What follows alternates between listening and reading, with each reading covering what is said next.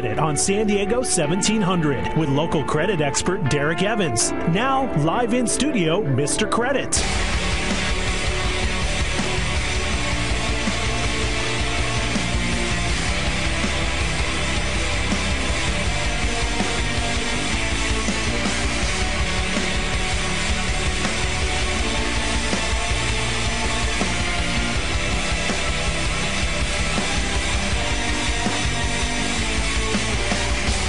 Welcome to another fun Friday, Mr. Credit Radio. Welcome to the Tenna Club. We are here. We are going to have some fun today. We have to. It's Memorial Day weekend. Everybody is already thinking about what they're going to be doing. But I still have the obligation to bring you the most important hour in radio and make that an inarguable fact, because I have to tell you everything they don't want you to know. That's the purpose of the show. I need you to learn something every day that you didn't know, and something that can help you have more money, have a higher credit score, or both. Maybe just keep you from making a mistake down the road, or a friend and family member as well. We have to make you aware of your legal rights, and it doesn't stop there. I have good news. The Padres did not lose yesterday. Of course, they didn't play a game. Funny man.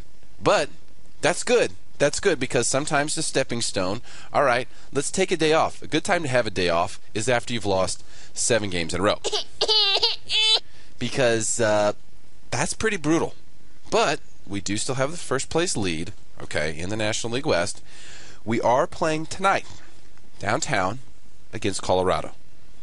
Now, we know Colorado's had, we've had some troubles with them in the past. We lost the one-game playoff to them a couple years ago. They're the team to fear, especially if you believe David Barmack, who thinks that they're going to make a run. Even though right now they're 7.5 out, they do tend to do that. So 7:05 start time tonight, downtown Petco Park, if you can't make it down there. Remember, you can always catch every Padres game right here on San Diego 1700, so save the station in your dial. Save it as number 1. All right, so enough about the Padres. Good luck. Please, pretty please win tonight. I'm going to continue to say that until we do get one down. How about Tiger Woods, y'all? Tiger Woods, y'all, takes out a $54 million mortgage on a new property in Florida. Crazy. Listen to this. A huge chunk of Tiger Woods' sponsors and fan base may have abandoned him in the wake of his, revelations of infidelity. But if some newly filed financial documents are to be believed, which I actually looked at the note, it's a public record, I saw it. There's one person who still has a tremendous faith in Woods, it's Tiger himself. So this story was first reported by TMZ, of course. He took out a $54.5 million mortgage for a brand new mansion he's building in Jupiter Island, Florida. No go for the adjustable rate and pray, root for Tiger. He intends to pay the thing off in the middle of January 2016. Man, that's some big-timer money, isn't it? Going to get $54 million mortgages, scheduling to pay like $3 or $4 million a month to pay it off early. I mean, that's just craziness. Now, I'll never diss Tiger for his money. That boy earns it. Let me tell you something about golfers, okay? I'm going to tell you something about golfers that it makes them better than most athletes, and it's because they only get paid if they win. When they go to a tournament, they might not make anything. See, these football players, these baseball players, these basketball players, they get salaries, and then they have to go play the game. When you're playing golf, you go and you play for your paycheck every single week.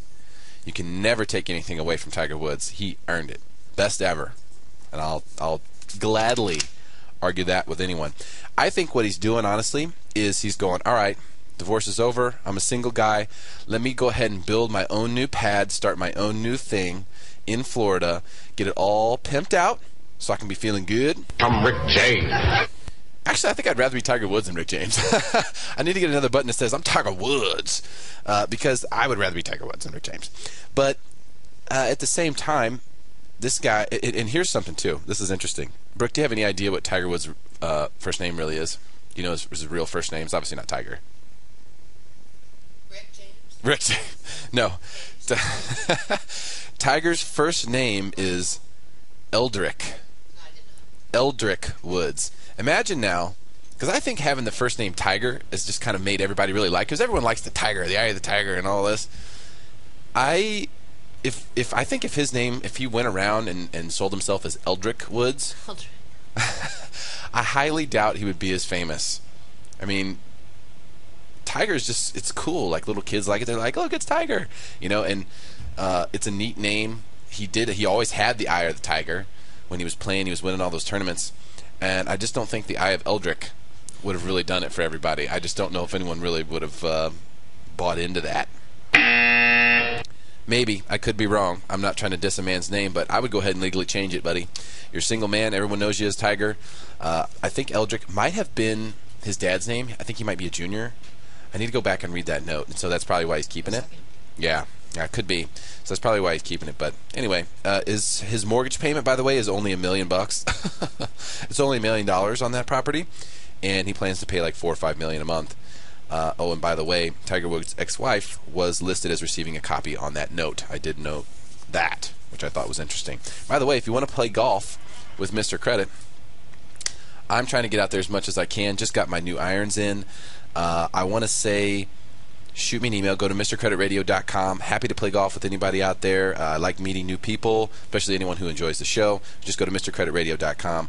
Go to the contact form, send me an email, and I'm happy to schedule a time to play golf with you and have some fun and enjoy this beautiful weather, this beautiful place we live in, and enjoy life. Remember, that's the ultimate goal here. Enjoy life as much as possible through higher credit scores and more money in our pocket. That's how we do it. We're also going to get into Kevin Trudeau's book today. Again, I want to, man, I'll tell you, it's mind-boggling stuff. It's so parallel to the message I'm trying to get across. Plus, we're also going to go through a story from Smart Money about 5 things that your car dealer won't tell you, which I really, really dig this. I agree with some of it. I disagree with some of it, of course. But I think it's an important deal. I'm looking at new cars, so getting a different car, I should say. And I think that these are all things that everyone has to kind of remind themselves about. I've bought dozens of cars in my life. I mean, way too many. And some of these things were, good reminders for me. So if there's people out there looking for them, then that's something that we've got to look at. Now, here's a story that I thought was important to bring up because, they're always trying to deceive you with these headlines. So the headline is credit card debt drops to lowest level in 8 years.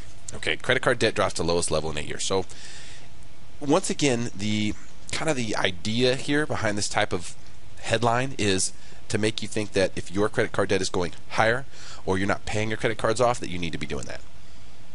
And of course, that is all propagated by the banks, who would sooner shoot you and take your wallet than do anything nice for you or care about you at all.